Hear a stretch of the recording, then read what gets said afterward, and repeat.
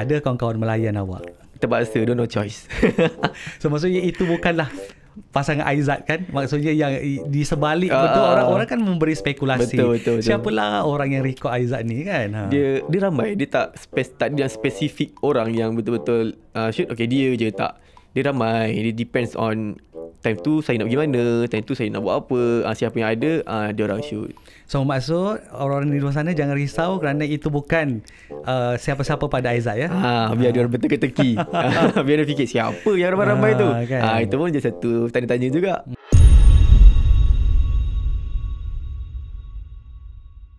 Anda kembali bersama saya, Sudirman Muhammad Tahir dalam Confession Bilik Gelap musim keempat, dan minggu ini saya bersama dengan tetamu yang saya kira hak milik semua orang.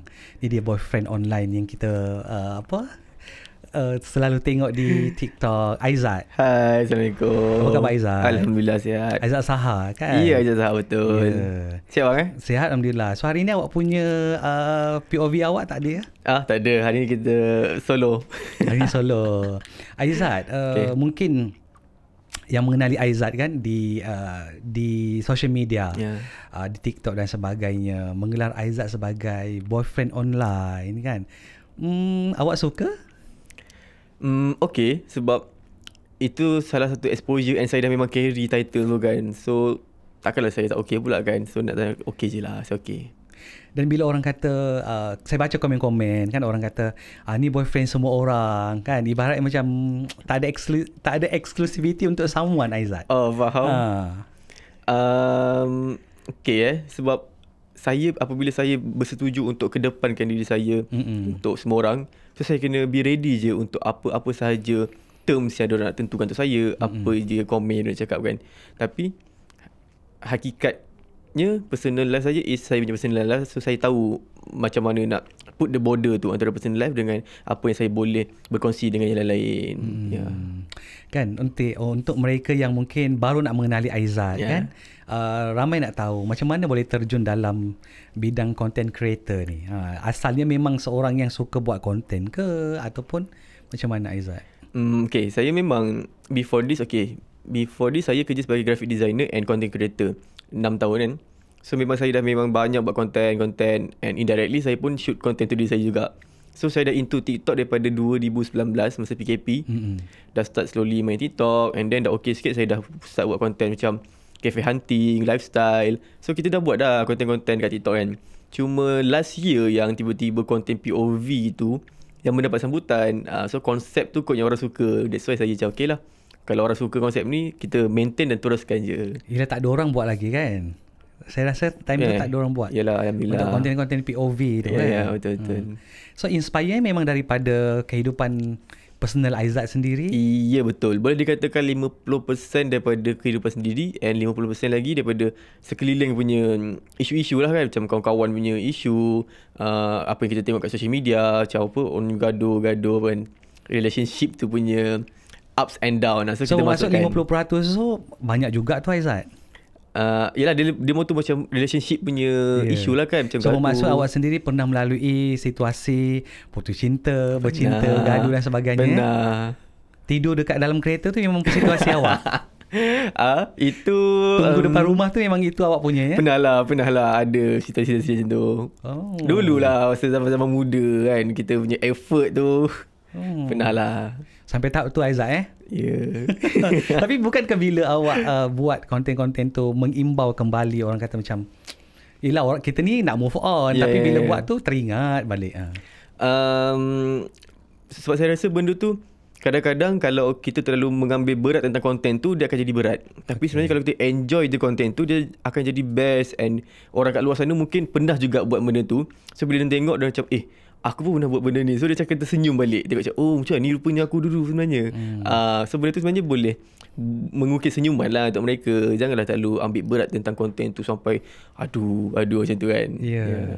Dan bekas-bekas Aizat tak pernah mesej ke kata why you buat kita punya cerita? Tak ada. So far saya punya bekas-bekas semua dah happy dah berkahwin dah, beranak pinak dah. So takkan nak kisah kan. Tapi effort banyak Aizat nak kena buat tu. Kenalah dalam relationship ni, kita sebagai lelaki, kita yang kena memainkan peranan tu. Sebab perempuan kan insan yang lemah katanya. So kita sebagai lelaki, kita kena faham apa yang dia suka. Perempuan kan suka benda-benda yang effort yang macam tu. So Penat tak? Okay, dia bukan penat lah. Mungkin dalam relationship ni dia ada satu tahap yang kita akan macam, apa lagi aku nak kena buat untuk puaskan hati dia kan. Tapi kalau ada sayang tu, kita kena lupakanlah penat tu. Sebab untuk mempertahankan sebuah perhubungan itu, penat tu tak tepi lah. Sebab effort tu yang penting kan. Berapa lama hubungan Aizat bertahan? Yang paling lama lah. Paling lama 4 tahun, 3 tahun. Oh lama. 3 tahun, 4 tahun lah. Itu yang paling lama lah. Tapi dengan segala effort yang awak beri, tapi akhirnya tidak kesampaian. Tidak kesampaian. Rasa rugi tak Aizat? Tak pun. Sebab dalam perjalanan tu kita belajar juga sebenarnya. Saya tak boleh rasa apa yang saya buat tu rugi. Sebab perjalanan tu yang mendidik saya untuk menjadikan saya orang yang lebih better dalam hari-hari yang akan datang kan. So apa yang kita belajar, okay, mungkin 3 tahun tu saya ada silap saya kat sini. So untuk next relationship tu saya dah tahu dah, tak boleh buat macam ni sebenarnya, kena macam ni. So kita dah belajar daripada previous kan. So insyaAllah lah in the future kalau jodoh tu dah sampai, kita dah tahu apa nak buat. Betul. Tak nak ulangi kesilapan-kesilapan tu. Betul. Kan? So ada tak mungkin yang daripada konten yang Aizat buat semua tu kan, mungkin yang orang kata diambil juga daripada komen-komen netizen yang berkongsi kisah mereka dan Aizat terjemahkan dalam bentuk video. Ada juga macam, tapi mostly apa yang saya ambil tu adalah saya kena make sure cadangan diorang tu pun relate dengan saya, supaya senang untuk saya deliver kan. So contoh macam kalau ex kacau girlfriend kacau balik kan. So cara macam bang buat macam ni, okay, so kalau saya boleh relate kan kehidupan saya, barulah saya senang untuk elaborate perjalanan cerita tu kan. Tak adalah saya macam nampak berlakon benda yang saya tak pernah buat macam tu lah. So bermaksud memang kena juga ada pengalaman yang hilang. Betul. So membantu awak punya konten tu supaya nampak lebih ikhlas kan. Nampak lebih macam okay, real benda ni. Nak buat tu susah tak Aizat? Tak susah, cuma idea tu kadang-kadang kita ketandusan idea sebab kita dah banyak sangat buat isu-isu. So tak tahulah apa lagi isu yang terjadi dalam hubungan ni kan. So berfikir juga. Tapi in terms of nak create content tu, shoot apa semua tak susah pun. Dalam setengah jam dah boleh siap dah. Nak memikirkan tu maksudnya yelah nak sketch daripada awal punya jalan cerita kan sampai habis. Betul, ada juga yang bersambung kan. Kalau yang itu kadang-kadang saya tak plan pun. Kadang-kadang dia okay, contoh kalau kena drive, terfikir okay nak buat macam ni lah. So daripada situ kita hold that idea tu, and then kita guna masa nak shoot nanti. And then kesinambungan tu sebenarnya tak plan. Dia along the way tu yang macam macam mana aku nak sambungkan konten ni kepada konten yang satu kan.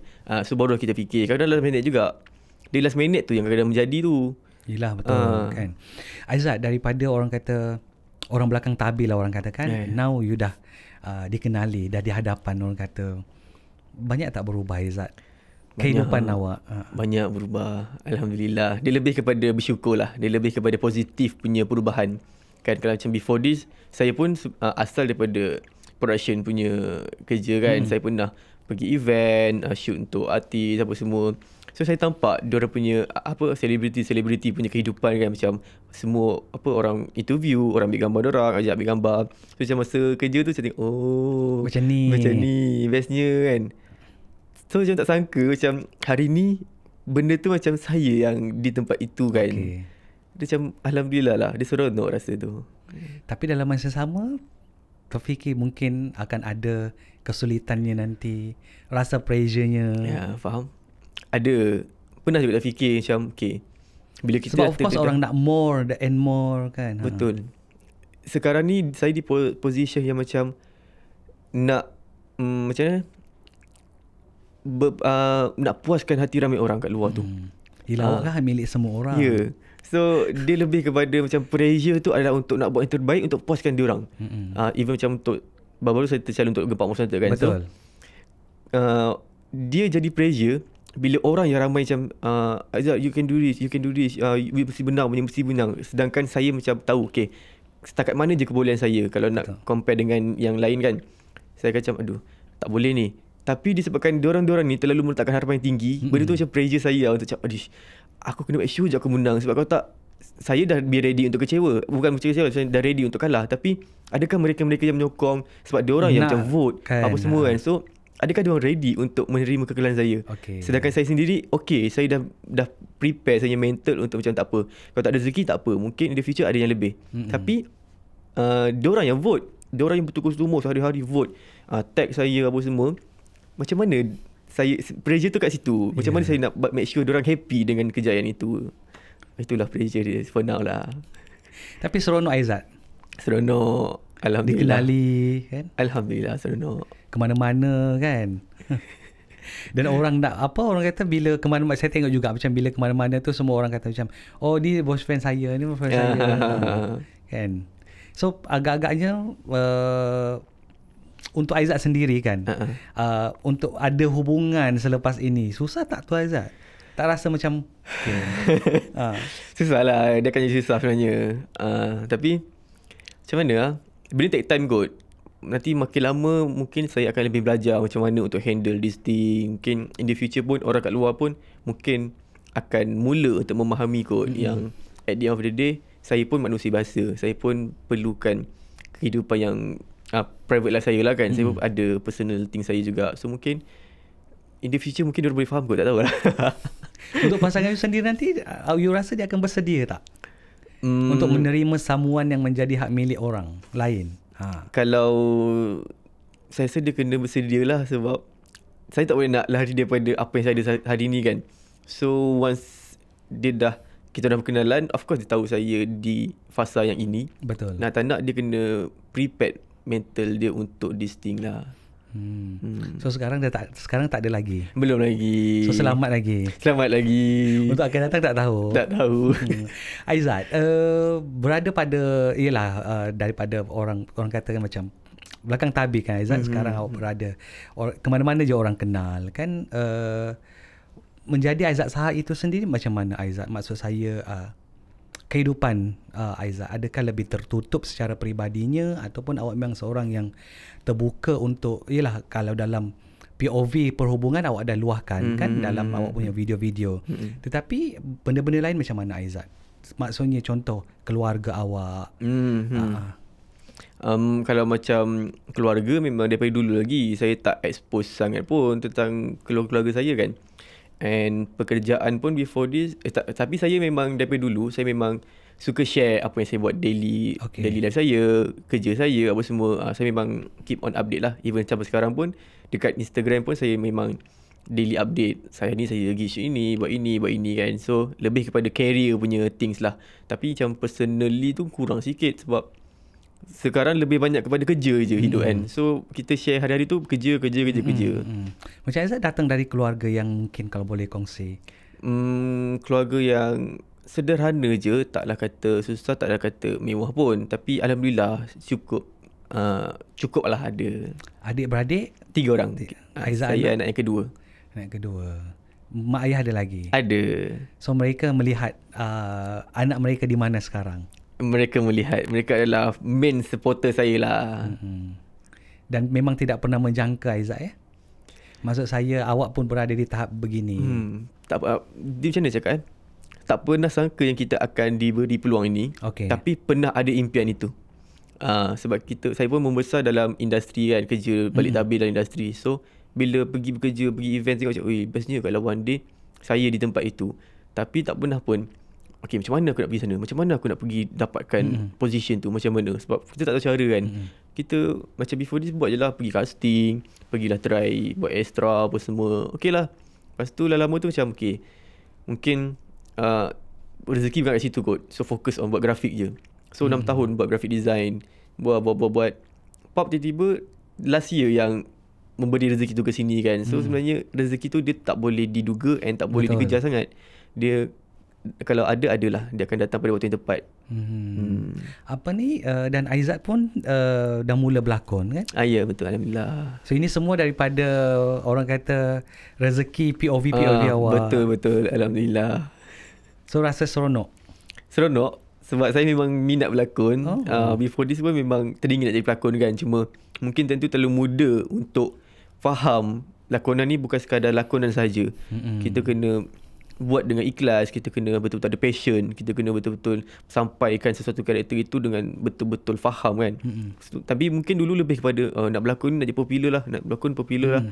Tapi sampai satu tahap bila tak boleh pun buat benda tu, bila diberi peluang tiba-tiba tak dapat nak buat, tak boleh nak buat karakter tu kan. Macam okey, tak apalah, mungkin belum waktunya untuk saya jadi pelakon kan. Tak apalah, lupakan dulu angan-angan tu, kita kerjalah apa yang ada depan mata. Aizat, adakah Aizat Sahar di dalam POV itu sama dengan Aizat Sahar di luar? Mungkin berkatakan 60% lah. 60% tu betul, lagi 40% tu saya simpan sendirilah. Maksudnya sebab saya tak tunjuk kemarahan kat situ. Saya tak tunjukkan macam mana betul-betul kesedihan. Saya tunjukkan adalah kadang-kadang yang benda-benda yang manis, and pergaduhan tu pun macam manja-manja punya gaduh lah. Tapi lagi 40% punya kemarahan, 40% punya kebahagiaan, 40% punya benda-benda lain tu kita simpan sendiri. Macam tu. Romantiknya sama dekat dalam POV? Kena dengan orang yang tepat lah. Kalau orang yang tepat, insyaAllah kita macam tu lah cara dia. Dari segi Aizat kata 40% tu kebahagiaan, kemarahan. So maksudnya emosi tu masih ada pada Aizat ya? Ada, kita manusia biasa kan. Tak boleh nak lari daripada. Yelah, sebab mungkin bila orang melihat konten-konten, orang kata dia ni mesti bukan seorang kaki marah kan. Sedangkan Aizat sendiri macam mana? Okay, kalau dulu saya memang panas baran. Sikit-sikit saya nak trigger, sikit-sikit saya nak marahan. Tapi sekarang lebih chill kot. Maksudnya sekarang memang apa-apa yang datang pun, kalau saya diam tu betul saya marah. Kalau saya marah, saya lebih diam sekarang. Kalau macam ada sesuatu yang trigger saya akan take time, saya diam, fikir dulu. And then baru macam okay, macam mana nak solution kan, nak selesaikan benda ni kan. Berbanding dulu? Dulu tak. Dulu sikit kalau macam dengan member lah. Kalau dengan member trigger sikit, gaduh mulut. Kadang update status, gaduh. Biasalah kan. Dulu lah. Tapi benda tu sebenarnya memakan diri. Sebab kita dalam kemarahan, bila kita terlalu lontar ke kemarahan tu, dalam tak sedar kita tak tahu apa kita cakap kan. Benda tu menggoda hati orang. So sekarang saya lebih memilih untuk diam dulu kejap. Kalau marah, kita apa, chill jap, fikir, okay, baru kita cakap. Macam tu. Dengan kekasih pernah marah? Pernah lah. Apa tindak, maksud ialah apa yang Aizat buat? Kalau macam dengan kawan kan, macam tadi kan Aizat kata marah dulu gaduh mulut, status. Kalau dengan kekasih mungkin caranya berbeza ke sama? Kau akan mengalah sebagai seorang lelaki? Dia depends on situation. Ada juga situation yang macam saya diam kan. Maksudnya macam kalau dia tahulah kalau diam tu maknanya tak setuju lah kan. Kadang ada juga yang bersuara jugalah. Tapi dia pun kena menerima lah apa yang disuarakan itu. Tak adalah kita bersuara untuk benda yang tak sesuai, untuk benda yang mengarut kan. Mestilah apa yang kita cakap tu adalah sesuatu yang macam mungkin boleh membantu atau membentuk dia. Tu je lah. Saling, orang kata saling ni lah kau dalam marah tu ada dia punya care tu lah. Care dia. Okey. Aizat, dalam sekarang dah berapa tahun? 29 tahun. 29 tahun. Sepanjang 29 tahun kan, mungkin kalau kita tahu setiap orang ini kan akan ada fasa turun naik dalam kehidupan dia kan. Macam Aizat sendiri melalui titik terendah dalam hidup. Kalau Aizat boleh kongsi. Titik terendah itu adalah apabila saya kehilangan kita punya kawan baik kot. Sebab kita ada satu klik kan. So one of our friend tu dia meninggal dunia. So saya tu, and cara pemergian dia pun dalam keadaan yang macam saya dengan dia macam tak okey. So kita orang sebelum dia pergi tu kita orang ada pergaduhan sikit. Macam saya cakap lah, before this saya lebih cepat marahan. So kita orang pernah bergaduh. Masa bercuti lah bergaduh, and then masa balik tu kita orang macam tak sempat nak settlekan benda tu, and then dah tak jumpa dah. Tahu-tahu dia accident and meninggal. So itu adalah salah satu turning point yang mengubah saya untuk jadi orang yang macam lebih bertenang dulu, berfikir, and benda tu banyak mengubah saya lah. Benda tu banyak mengubah saya, betul. Dah lama ke Aizat? 2018. 2018 kan. 18. So memang hubungan tu rapat lah. Kita rapat sebab kita orang dah dari zaman study. So kita orang punya gang ni dah dari zaman study sampai dah sekarang. So dia one off yang rapat. Aizat, bila kita balik kepada apa yang Aizat buat sekarang kan, melihatkan ialah mungkin video-video POV itu ada ketikanya orang sukalah kan, dan ada mungkin daripada perspektif lain orang macam ada ke teman lelaki zaman sekarang macam ni. Faham? Saya rasa ada je sebenarnya. Mungkin diorang belum jumpa orang yang tepat lah. Sebab dalam relationship ni dia tengok juga sejauh mana kasih sayang yang dipupuk itu. Kalau betul-betul seseorang tu sayangkan dia punya pasangan, mesti dia akan sanggup buat apa je untuk pasangan dia. Tapi kalau macam baru-baru lagi, untuk menerima effort yang macam tu susah lah. Korang kena go through perjalanan yang panjang dulu, baru korang dah tahu macam mana nak tangkap hati dia. Boleh ada je sebenarnya. Tapi nak orang kata nak melalui fasa perhubungan yang panjang dan bahagia sentiasa tu susah, Aizat. Susah sebenarnya. Dia kena dua-dua pihak tu kena memainkan peranan yang sama.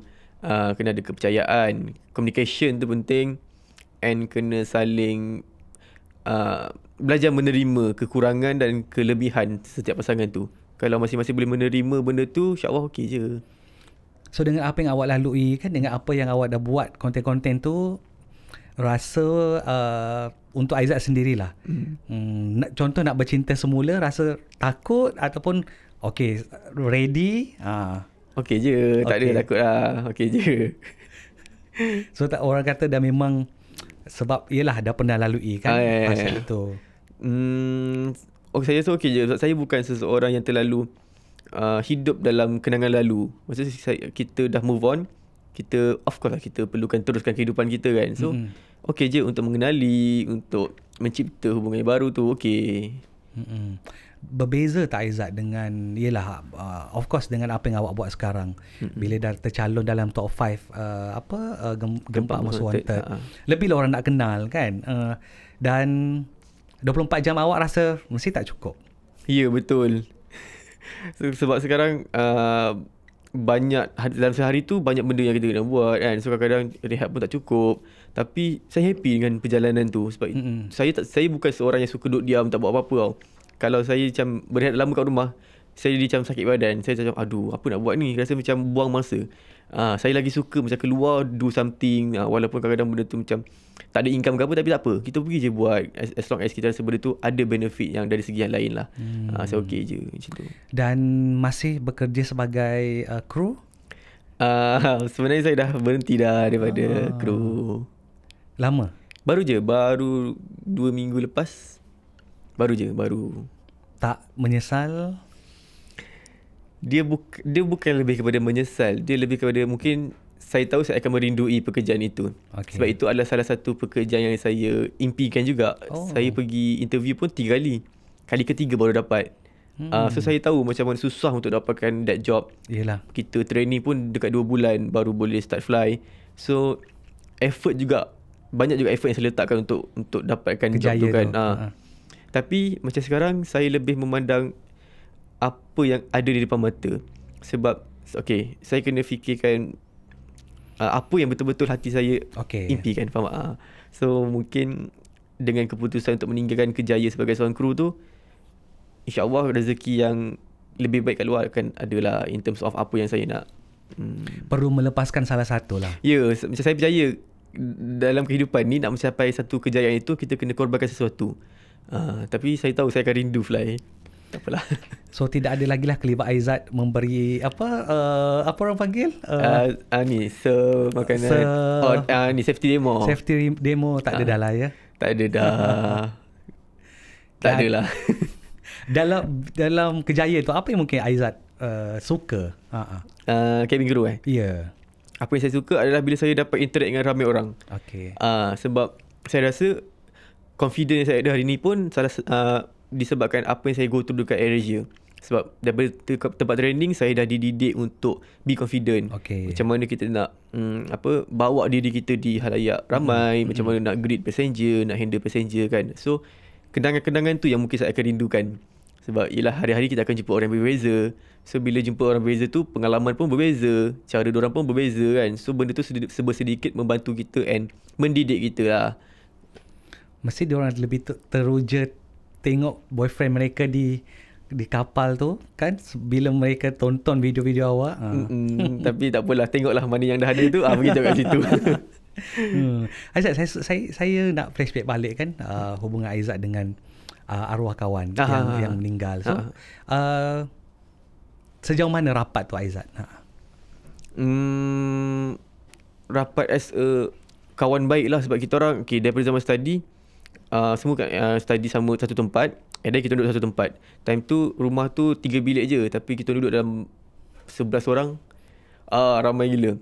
So itu antara yang rapat. Tapi makin kita membesar, makin masing-masing dah ada jalan masing-masing. Betul. So habis study kita nak intern, kita tukar ke rumah lain pula. So dia one off yang masih lagi maintain, masih lagi bersama. Sampailah rumah yang ketiga. So benda tu jadi rapat lah kan. Cuma sampai ke rumah ketiga tu makin lama makin sikit. Daripada mungkin belas-belas orang, rumah kedua tu dah tinggal dalam 9-8 orang. Rumah yang ketiga tu yang betul-betul memang masa tu semua dah start kerja dan memang fokus untuk kehidupan yang lebih serius. So dah tinggal dalam 6 orang macam tu je. So perjalanan tu panjang dengan dia. So memang jadi rapat lah sebab kita dah housemate, kita classmate. So banyak kita go through kehidupan tu sama-sama. Gaduh, nangis sama-sama, nakal sama-sama, semua benda lah kan. So sejauh itulah rapatnya dia.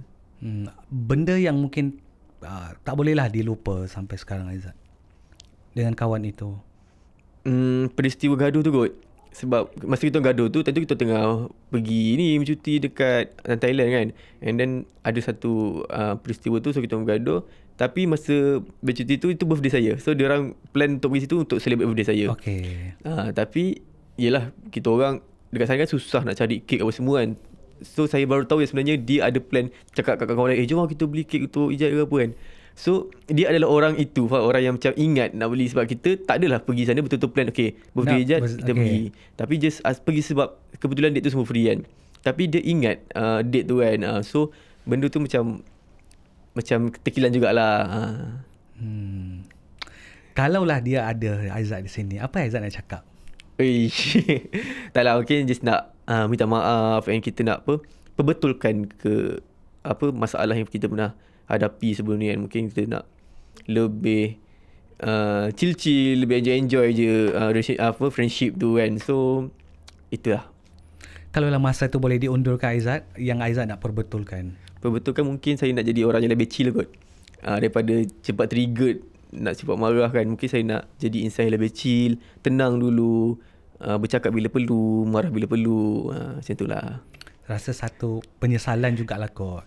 Yelah. Sebab peristiwa tu yang banyak mengubah saya lah. Banyak membuka mata saya macam, okay, aku tak boleh ni jadi orang yang sama. Ubahlah diri. Hari-hari tu jadikan hari yang baru untuk kita ubah menjadi orang yang lebih baik.